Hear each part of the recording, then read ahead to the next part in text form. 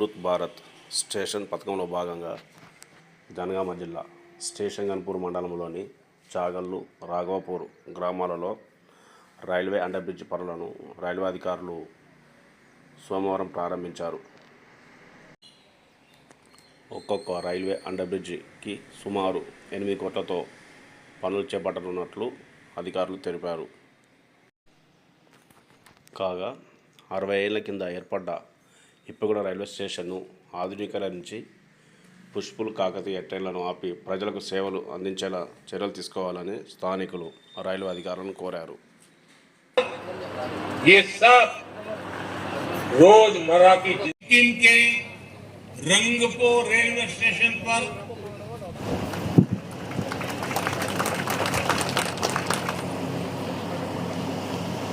Congratulations, Arvind.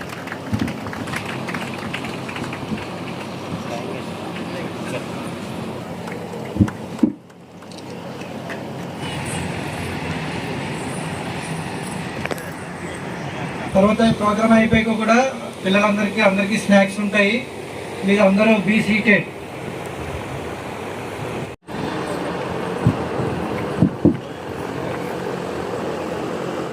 इनमें से अनेक युवा साथियों को पुरस्कार संस्कृति, लोक विरासत और स्थानीय वास्तुकला को दर्शाएंगे.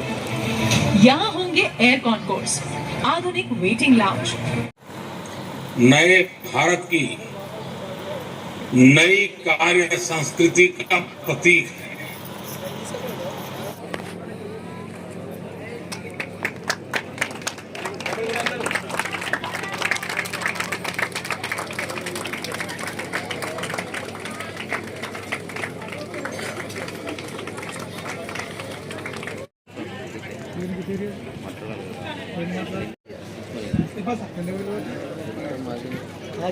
పేరు పేరున ఈ మేము ఇందాక చదివిన స్టేజ్ మీద మన అందరినీ ఆనందింప చేసినందుకు, తర్వాత హెడ్ మాస్టర్స్కి, గ్రామ సర్పంచులకి, స్పెషల్గా పోలీసు ఈ స్టేట్ పోలీసు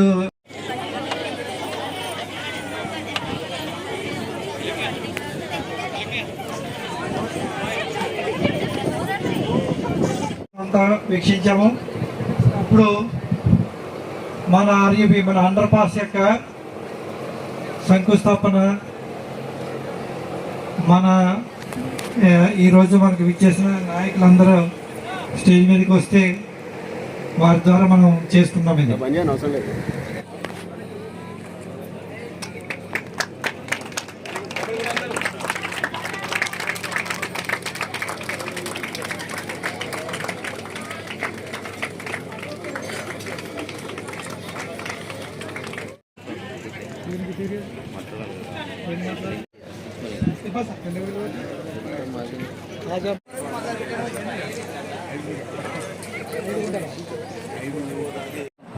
పేరున ఈ మేము ఇందాక చదివిన స్టేజ్ మీద మన అందరినీ ఆనందింప చేసినందుకు, తర్వాత హెడ్ మాస్టర్స్కి, గ్రామ సర్పంచులకి, స్పెషల్గా పోలీసు ఈ స్టేట్ పోలీసు ఇక్కడ మా రాఘవాపూర్లో ఈ కుర్సపల్లి ఇన్ని గ్రామాలకు పోవడానికి అండర్ పాస్ చేసిన సంతోషం.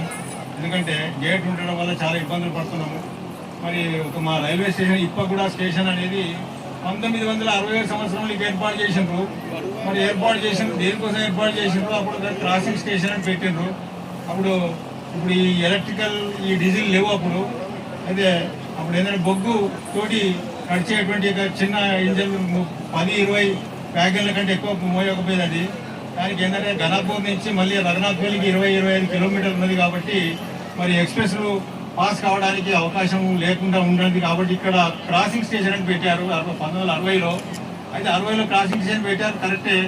కానీ ఏంటంటే అప్పుడు జనాభా తక్కువ ఉండే, సౌకర్యాలు కూడా తక్కువ ఉండే. కాబట్టి మీరు ఏదో చేసినప్పుడు ఆ ప్రజల ఎక్స్ప్రెస్ పాస్ కావడానికి పెట్టినారు.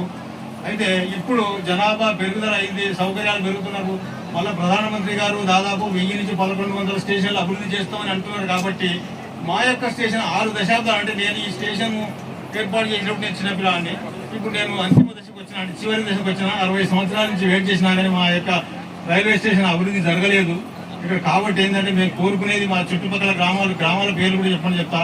ఇప్పుడు కుర్చపల్లి, అక్కపల్లిగూడెం, ఇప్పగూడెం, సముద్రాల, మరి మీరికొండ, మన రాఘవాపూర్, చాగల్లు, గోవర్ధనగిరి, కోమల, ఇన్ని గ్రామాలకు సెంటర్ ఉన్నటువంటి ఈ యొక్క రైల్వే స్టేషన్ కనీసం ఇక్కడి నుంచి ప్రయాణికులు పోవడానికి రావడానికి మరి ఒక ప్యాసింజర్ రైళ్లను ఆపడానికి అవకాశం లేకుండా పోతున్నది. ఇంకా ముందంటే ఈ రోడ్డు సౌకర్యం లేకుండే, ఇప్పుడు రోడ్డు సౌకర్యం ఉంది, రావడానికి అవకాశం ఉంది. కాబట్టి మాకు ఇక్కడ ఏంటంటే ఈ యొక్క రైల్వే స్టేషన్ అభివృద్ధి చేసి ప్లాట్ఫామ్ మనము ఈ స్టేషన్ పడుతుందని చెప్పి మేము దాదాపు ఇటువరకు 2 దిక్కుల 20-25 ఎకరాల భూమి కూడా ఇవ్వడం జరిగింది రైతులు.